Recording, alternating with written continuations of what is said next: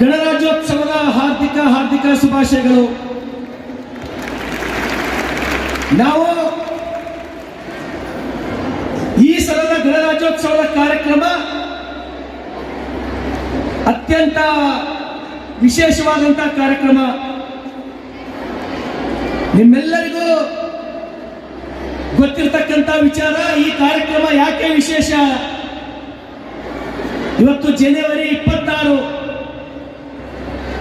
ಈ ದೇಶದಲ್ಲಿ ನಮ್ಮೆಲ್ಲರ ನೆಚ್ಚಿನ ಪ್ರಧಾನಮಂತ್ರಿಗಳು ಆದಂತ ನರೇಂದ್ರ ಮೋದಿಯವರು ಮಹಾತ್ಮ ಗಾಂಧೀಜಿಯವರು ಕಂಡಂತ ರಾಮರಾಜ್ಯದ ಕನಸು ನನಸು ಮಾಡತಕ್ಕಂಥ ಹಿನ್ನೆಲೆಯಲ್ಲಿ ರಾಮನ ಜನ್ಮಭೂಮಿಯಲ್ಲಿ ರಾಮ ಮಂದಿರವನ್ನು ಲೋಕಾರ್ಪಣೆ ಮಾಡುವುದರ ಮುಖಾಂತರ ಈ ಜಗತ್ತು ಕಂಡಂತ ಆದರ್ಶ ಪುರುಷೋತ್ತಮ ಮರ್ಯಾದಾ ಪುರುಷ ಶ್ರೀರಾಮನ ತತ್ವಗಳನ್ನ, ದೂರದೃಷ್ಟಿಯನ್ನ ಪ್ರತಿಯೊಂದು 130 ಕೋಟಿ ಜನರ ಹೃದಯಕ್ಕೆ ಮೂಡಿಸತಕ್ಕಂಥ ಕೆಲಸ ಕಳೆದ 27ನೇ ತಾರೀಕಿಗೆ ಈ ದೇಶದಲ್ಲಿ ನಡೆದಿದೆ ಸ್ನೇಹಿತರೆ. ಅಂತ ಹೊತ್ತಿನಲ್ಲಿ ಇವತ್ತಿನ ಗಣರಾಜ್ಯೋತ್ಸವದ ಕಾರ್ಯಕ್ರಮ ಮಹತ್ವವನ್ನು ಪಡೆದುಕೊಳ್ತಾ ಇದೆ. ಇದೀಗ ತಾನೇ ಒಬ್ಬ ವಿದ್ಯಾರ್ಥಿನಿ ಮಾತಾಡಿ ನಾನೇ ಹೇಳಿದ್ದೆ, ಪ್ರತಿಯೊಂದು ಕಾರ್ಯಕ್ರಮಕ್ಕ ಒಂದು ಶಾಲೆಯ ವಿದ್ಯಾರ್ಥಿನಿ ಬಂದು ವೇದಿಕೆ ಮೇಲೆ ನಿಂತು ಮಾತಾಡಬೇಕು, ನಾವೆಲ್ಲರೂ ಅವ್ರ ಮಾತು ಕೇಳಬೇಕು. ಹಾಗಾಗಿ ವಿದ್ಯಾರ್ಥಿನಿಯ ಮಾತನ್ನ ತಾವು ಕೇಳಿದ್ದೀರಿ. ಮುಂದೆ ಬರ್ತಕ್ಕಂಥ ಕಾರ್ಯಕ್ರಮದಲ್ಲಿ ಮತ್ತೊಬ್ಬರು ಬಂದು ನಿಂತು ಮಾತಾಡಬೇಕು.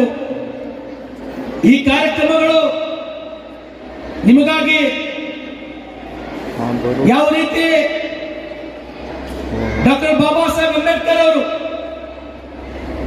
ಸಂವಿಧಾನ ಶಿಲ್ಪಿ ಏನವರ ದೂರದೃಷ್ಟಿ ಇತ್ತು, ಈ ಪ್ರಜಾಪ್ರಭುತ್ವ ವ್ಯವಸ್ಥೆಯನ್ನ ಬಲಗೊಳಿಸತಕ್ಕಂತ ದೃಷ್ಟಿಕೋನವನ್ನು ಇಟ್ಟುಕೊಂಡು ಇಡೀ ಜಗತ್ತಿನಲ್ಲೇ ಉತ್ತಮವಾದಂತಹ ಸಂವಿಧಾನವನ್ನು ಕೊಡುವುದರ ಮುಖಾಂತರ ನಾವು ಇವತ್ತೆಲ್ಲರೂ ಡಾಕ್ಟರ್ ಬಾಬಾ ಸಾಹೇಬ್ ಅಂಬೇಡ್ಕರ್ ಅವರನ್ನ ಸಂವಿಧಾನ ಶಿಲ್ಪಿ ಅಂತೇಳಿ ನಾವು ಕರಿತೀವಿ ಸ್ನೇಹಿತರೆ.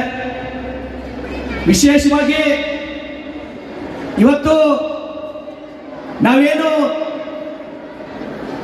ಸಂವಿಧಾನವನ್ನ, ಗಣರಾಜ್ಯೋತ್ಸವ ದಿನವನ್ನ ಎಲ್ಲ ಮಕ್ಕಳು ನೆನಪಿಟ್ಕೊಳ್ಬೇಕು. ಈ ಜನವರಿ 26ಕ್ಕೆ ನಾವು ಯಾಕೆ ಮಾಡ್ತೀವಪ್ಪ, ಜನವರಿ 26 ನಾವು ಯಾಕೆ ಆಯ್ಕೆ ಮಾಡ್ಕೊಂಡಿವಿ ಅಂತಕ್ಕಂಥದ್ದು ನಿಮ್ಮೆಲ್ಲರಿಗೂ ಗೊತ್ತಿರಬೇಕು. ಈ ಜನವರಿ 26ಕ್ಕಿಂತ ಮೊದಲೇ ಮಾಡಬಹುದಾಗಿತ್ತು. ಆದ್ರೆ ಈ ಜನವರಿ 26 ಯಾಕೆ ಮಾಡ್ಕೊಂಡ್ರು ಅಂದ್ರೆ 1930ನೇ ಇಸ್ವಿ ಜನವರಿ 26ರಂದು ಈ ದೇಶದ ಮೊಟ್ಟ ಮೊದಲ ಪ್ರಧಾನಮಂತ್ರಿಗಳು ಅಂತ ಜವಾಹರ್ಲಾಲ್ ನೆಹರು ಅವರು ರಾವಿ ನದಿಯ ದಡದ ಮೇಲೆ ನಡೆದಂತ ಕಾರ್ಯಕ್ರಮದಲ್ಲಿ ಪೂರ್ಣ ಸ್ವರಾಜ್ಯದ ಘೋಷಣೆಯನ್ನು ಮಾಡಿರ್ತಾರೆ. ಅದರ ಸವಿನೆನಪಿಗಾಗಿ ಜನವರಿ 26 ನಾವು ಆಯ್ಕೆ ಮಾಡಿಕೊಂಡಿದ್ದು ಬಹುತೇಕ ತಾವು ಯಾರು ಮರಿಬಾರ್ದು. ನನ್ನೆಲ್ಲ ವಿದ್ಯಾರ್ಥಿಗಳಿಗೆ ಇವತ್ತೇನು ಈ ಜಗತ್ತು ಕಂಡಂತ ಮಹಾನ್ ಪುರುಷ ನರೇಂದ್ರ ಮೋದಿಯವರ ಒಂದು ದೂರದೃಷ್ಟಿ, ಈ ಭಾರತ ವಿಶ್ವಗುರು ಆಗಬೇಕು. ಈ ಭಾರತ ವಿಶ್ವಗುರು ಆಗಬೇಕಾದ್ರೆ ಎಲ್ಲ ಬಸವ ಕಲ್ಯಾಣದ ವಿದ್ಯಾರ್ಥಿಗಳು ಆ ನಿಟ್ಟಿನಲ್ಲಿ ತಾವೆಲ್ಲರೂ ತಯಾರಾಗಬೇಕು. ಇವತ್ತು ಅನೇಕ ವಿದ್ಯಾರ್ಥಿಗಳು, ದಯಮಾಡಿ ನನ್ನೆಲ್ಲ ವಿದ್ಯಾರ್ಥಿಗಳಿಗೆ, ಬೇರೆ ಎಲ್ಲಿಂದರೆ ವಿದ್ಯಾರ್ಥಿಗಳು ಅಟ್ಲೀಸ್ಟ್ SSLC ಮುಗಿಯೋ ತನಕ ತಾವ್ಯಾರು ಮೊಬೈಲ್ ಬಳಸ್ತಕ್ಕಂಥದ್ದು ತಾವು ದಯಮಾಡಿ ಯಾರು ಮಾಡಬೇಡ್ರಿ. ಆ ಮೊಬೈಲ್ ನಿಮ್ಮ ಸಮಯವನ್ನು ಹಾಳು ಮಾಡ್ತದೆ. ನಿಮ್ದು ಹಾಗಾಗಿ ನಿಮ್ಮ ಆರೋಗ್ಯದ ಮೇಲೆ ದುಷ್ಪರಿಣಾಮವನ್ನು ಬೀರ್ತದೆ. ಆ ಕಾರಣಕ್ಕಾಗಿ ನಾನೆಲ್ಲ ಬಸವ ಕಲ್ಯಾಣದ ವಿದ್ಯಾರ್ಥಿಗಳಿಗೆ ವಿನಂತಿಯನ್ನ ಮಾಡ್ತೇನೆ, 10ನೇ ನೀವು ಮುಗಿಯೋ ತನಕ SSLC ಪಾಸ್ ಆಗೋ ತನಕ ದಯಮಾಡಿ ಯಾರು ಮೊಬೈಲ್ ಮುಟ್ಟೋದು ಬೇಡ. ಅದು ನೋಡೋಣ ಮುಂದೆ ಕಾಲೇಜ್ಗೆ ಹೋದ್ಮೇಲೆ ಏನಾಗ್ತದೆ ಅಂತ ಹೇಳಿ. ವಿದ್ಯಾರ್ಥಿಗಳೇ, ತಾವೆಲ್ಲರೂ ಇತಿಹಾಸವನ್ನ ಮೆಲುಕು ಹಾಕಿದಾಗ ಹೌದಪ್ಪ, ಇವತ್ತು ಒಂದು ಸಣ್ಣ ದೃಷ್ಟಾಂತವನ್ನ ನಾನು ನಿಮ್ಗೆ ಹೇಳ್ತೀನಿ. ಗುರು ಗೋವಿಂದ್ ಸಿಂಗ್ರ ಮಕ್ಕಳು ತಾವೆಲ್ಲರೂ ಕೇಳಿದ್ದೀರಿ, ಇತಿಹಾಸವನ್ನು ಓದಿದ್ದೀರಿ. ಫತೇಹ್ ಸಿಂಗ್ ಮತ್ತು ಜೋರಾವರ್ ಸಿಂಗ್ ಅಂತೇಳಿ ಗುರು ಗೋವಿಂದ್ ಸಿಂಗ್ರ ಇಬ್ಬರು ಮಕ್ಕಳು. ಔರಂಗಜೇಬ್ ದಾಳಿ ಮಾಡ್ತಾರೆ ಗುರು ಗೋವಿಂದ್ ಸಿಂಗ್ರ ಮೇಲೆ. ಔರಂಗಜೇಬ್ ದಾಳಿಯನ್ನ ಕತ್ತರಿಸಿ ಗುರು ಗೋವಿಂದ್ ಸಿಂಗ್ರ ತಾಯಿ ಫತೇಹ್ ಸಿಂಗ್ ಮತ್ತು ಜೋರಾವರ್ ಸಿಂಗ್ ತೋಂಡು ಕಾಡಿನಾಗ ಓಡ್ ಹೋಗ್ತಾಳ. ಆ ಮಕ್ಕಳ ಜೀವ ಉಳಿಸ್ಬೇಕು ಅಂತ ಹೇಳಿ ಹೆತ್ತ ಜೀವ ಅದು. ತಾವು ನೋಡ್ರಿ, ದಯಮಾಡಿ ನಿಮ್ಮ ಪಠ್ಯ ಪುಸ್ತಕದೊಳಗ ಈ ರಾಷ್ಟ್ರಕ್ಕಾಗಿ ಅದೆಷ್ಟು ಜನ ಪ್ರಾಣ ಕೊಟ್ಟರು, ಅದೆಷ್ಟು ಜನ ನಗನಗ್ತಾ ಪ್ರಾಣ ಕೊಟ್ಟರು, ದಯಮಾಡಿ ತಾವು ಮರೆಯದೆ ಓದ್ತಕ್ಕಂಥದ್ದು ಮಾಡಬೇಕು. ಇವತ್ತು ಬಹಳಷ್ಟು ವಿದ್ಯಾರ್ಥಿಗಳಿಗೆ ಛತ್ರಪತಿ ಶಿವಾಜಿ ಮಹಾರಾಜರ ಆದರ್ಶ ಆಗಬೇಕು. ಈ ದೇಶಕ್ಕಾಗಿ ನಗನಗ್ತಾ ಪ್ರಾಣ ಕೊಟ್ಟಂತ ಭಗತ್ ಸಿಂಗ್, ಸಂಗೊಳ್ಳಿ ರಾಯಣ್ಣ, ಸುಭಾಷ್ ಚಂದ್ರ ಬೋಸ್, ಲಾಲಾ ಲಜಪತ್ ರಾಯ್, ಬಿ ಡಿ ಸಾವರ್ಕರ್ ನಿಮಗೆ ಆದರ್ಶ ಆಗಬೇಕು. ದಯಮಾಡಿ ನಿಮ್ಮ ವಿಚಾರಗಳಲ್ಲಿ, ನಿಮ್ಮ ಅಧ್ಯಯನದ ರೀತಿಯಲ್ಲಿ ತಾವೆಲ್ಲರೂ ಬದಲಾವಣೆ ಮಾಡಿಕೊಳ್ಬೇಕು. ಔರಂಗಜೇಬ್ ದಾಳಿ ಮಾಡಿದ ಪ್ರಯುಕ್ತ, ಗುರು ಗೋವಿಂದ್ ಸಿಂಗ್ನ ಮೇಲೆ ದಾಳಿ ಮಾಡಿದ ಪ್ರಯುಕ್ತ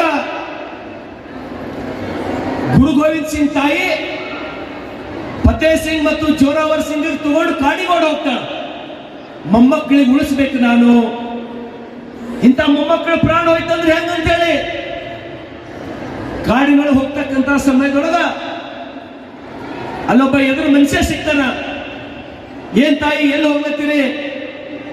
ನಾನು ಏನ್ ಸಹಾಯ ಮಾಡ್ಬೇಕು ನಿಮ್ಗ? ದಯಮಾಡಿ ಲಕ್ಷ ಕೊಟ್ಟು ಕೇಳ್ಬೇಕೆಲ್ಲ ಮಕ್ಕಳು. ನಾನು ಏನ್ ಸಹಾಯ ಮಾಡ್ಬೇಕು ನಿಮ್ಗ?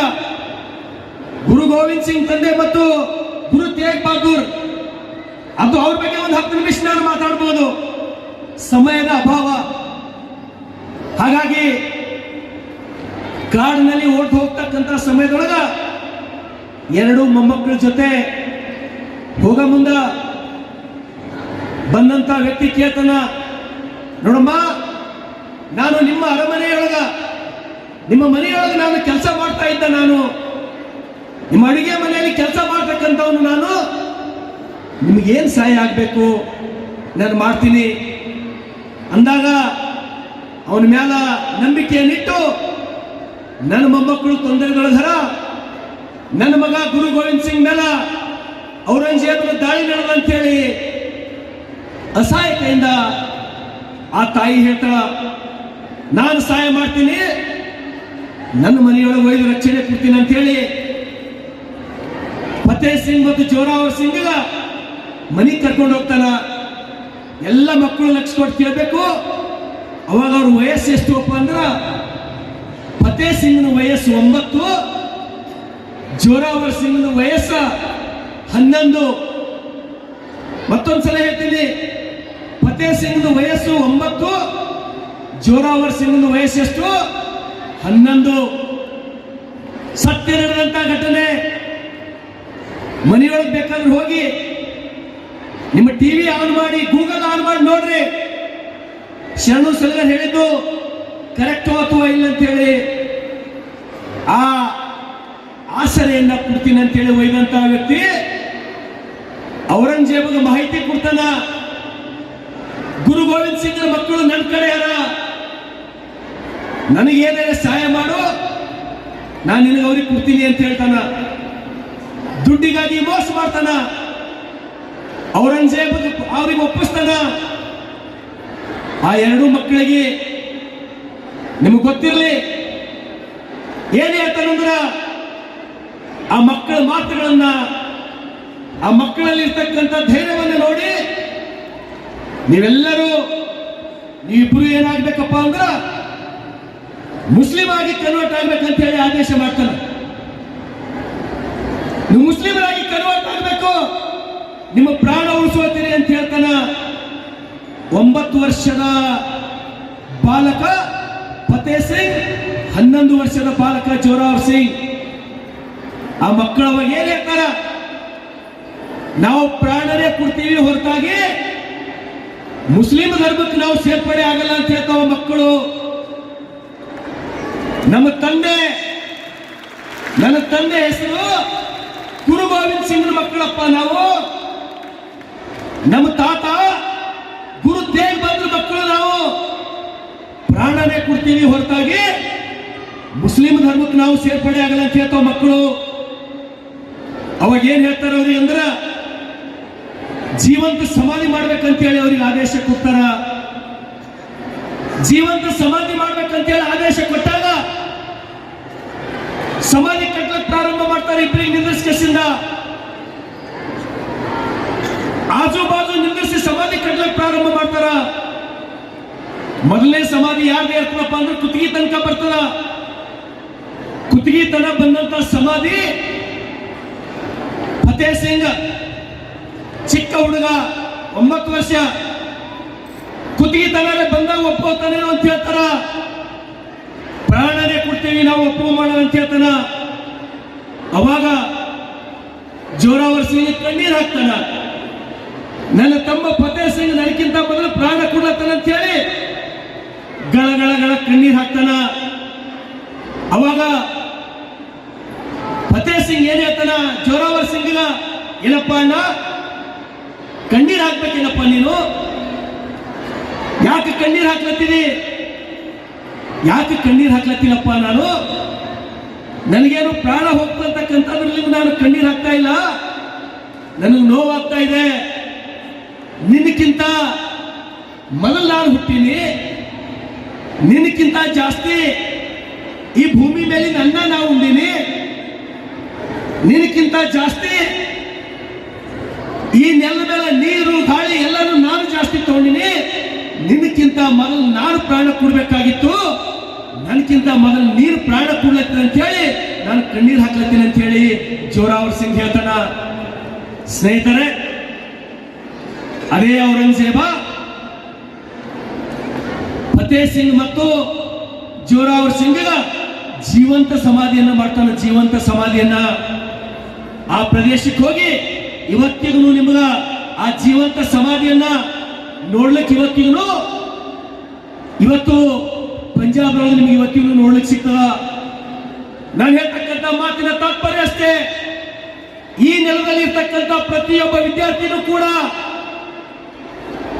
ನಿಮ್ಮ ಮನಸ್ಸಿನಲ್ಲಿ ನಿಮಗೆ ಯಾರೋ ಚಲನಚಿತ್ರ ನಟರು, ಯಾರೋ ನಾಟಕ ಮಾಡ್ತಕ್ಕಂಥವ್ರು, ಯಾರೋ ಧಾರಾವಾಹಿ ಮಾಡ್ತಕ್ಕಂಥವ್ರು ಬಸವ ಕಲ್ಯಾಣ ನನ್ನ ವಿದ್ಯಾರ್ಥಿಗಳಿಗೆ ಆದರ್ಶ ಆಗಬಾರ್ದು. ಬಸವ ಕಲ್ಯಾಣ ಅಂತಿಂತ ನೆಲ ಅಲ್ಲಿದು, ಇದು ಶ್ರೇಷ್ಠ ಭೂಮಿ, ಇದು ಶ್ರೇಷ್ಠ ನೆಲ. ಇದು ಸಮಾಜದ ನಿರ್ಮಾಣಕ್ಕಾಗಿ, ಜಾತಿಯ ಸಮಾಜಕ್ಕಾಗಿ ಸಾಕಷ್ಟು ಜನ ಈ ಮಣ್ಣಿನ ಮೇಲೆ ರಕ್ತವನ್ನು ಸುರಿಸಿದಂತ ಈ ನೆಲದಲ್ಲಿ ಅದೆಂತ ವಿದ್ಯಾರ್ಥಿಗಳು ಬಸವ ಕಲ್ಯಾಣದ ಮಣ್ಣಿನಲ್ಲಿ ತಯಾರಾಗಬೇಕಂದ್ರೆ ಪ್ರತಿಯೊಂದು ಮನೆಯವರು ಭಗತ್ ಸಿಂಗ್ ಅಂತ ಮಕ್ಕಳು, ಪ್ರತಿಯೊಂದು ಮನೆಯೊಳಗೂ ಸಂಗೊಳ್ಳಿ ರಾಯಣ್ಣನಂತ ಮಕ್ಕಳು, ಪ್ರತಿಯೊಂದು ಮನೆಯವರು ಕೂಡ ವೀರ ಸಾವರ್ಕರ್ನಂತ ಆದರ್ಶ ವಿಚಾರಗಳನ್ನು ಇಟ್ಟುವಂತ ಮಕ್ಕಳು ಈ ಬಸವ ಕಲ್ಯಾಣ ನೆಲದೊಳಗೆ ತಯಾರಾಗಬೇಕು. ನನಗೆ ವಿಶ್ವಾಸ ಇದೆ. ಯಾವ ರೀತಿ ಇವತ್ತು ನೋಡ್ರಿ, ರಾಮ ಜನ್ಮಭೂಮಿಯೊಳಗ ಏನು ರಾಮನ ಪ್ರಾಣ ಪ್ರತಿಷ್ಠಾಪನೆ ಆಯಿತು, ಅದರ ಮರುದಿನವೇ ಸುಮಾರು 5 ಲಕ್ಷ ಜನ ದರ್ಶನವನ್ನು ಪಡ್ಕೊಳ್ತಾರ. ಸ್ನೇಹಿತರೆ, ನಿಮಗೆಲ್ಲರಿಗೂ ನೆನಪಿರಲಿ, ಮುಂದೊಂದು ದಿವಸ ಬಸವ ಕಲ್ಯಾಣ ಬರ್ತದ. ಏನು ಅಯೋಧ್ಯ ರಾಮ ಜನ್ಮಭೂಮಿ ಅಯೋಧ್ಯದ ಕಡೆ ಇಡೀ ಜಗತ್ತೇ ನೋಡ್ತಾ ಇದೆಯೋ ಕೆಲವೇ ವರ್ಷಗಳಲ್ಲಿ ಈ ಬಸವ ಕಲ್ಯಾಣ ಕೂಡ ಅನುಭವ ಮಂಟಪ ಆಗೋದ್ರ ಮುಖಾಂತರ ಇಡೀ ಜಗತ್ತೇ ನೋಡ್ತಕ್ಕಂಥ ಬಸವ ಕಲ್ಯಾಣ ನಿಮ್ಮ ಕಣ್ಣೆದುರಾಗ್ತದ, ನಾವೆಲ್ಲರೂ ಕಣ್ಣು ಸಾಕ್ಷಿ ಆಗ್ತೀವಿ. ಹಾಗಾಗಿ ನನ್ನೆಲ್ಲ ವಿದ್ಯಾರ್ಥಿಗಳು